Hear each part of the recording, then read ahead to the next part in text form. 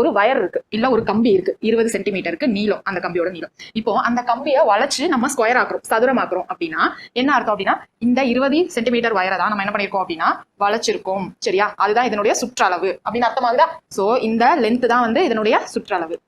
இந்த லென்த் மட்டும் சொல்ல முடியாது, இதுக்கான சுற்றளவும் வந்து இதுதான். சரியா? இப்போ இதுக்கான சுற்றளவும் சேமா இருக்கும், இதுக்கான சுற்றளவும் ஒரே வேல்யூவா சமமா தான் இருக்கும். இப்போ இந்த ஸ்கொயரை நம்ம திரும்ப வட்டமா வளைச்சு ஆக்குறோம் அப்படின்னா இதோட சுற்றளவும் அதே 20 தான் இருக்கும். ஒரு வயரோ சர்க்கிளோ ரெக்டாங்கிளோ எதுவா இருந்தாலும் மெல்ட் பண்ணி வேற ஷேப்புக்கு வேற வடிவத்துக்கு நம்ம மாத்திரம் அப்படின்னா பெரிமீட்டர் ஒன்னா தான் இருக்கும். A wire of length 88 centimeter is forged to form a circle and hence find the radius of the circle அப்படின்னு சொல்றாங்க. வயருடைய லென்த் 88 சென்டிமீட்டர் அப்படின்னு சொல்லிட்டாங்க. இது என்ன பண்ணிருக்காங்க? forged, அதாவது வளைச்சு சர்க்கிள் ஆக்கிட்டாங்க.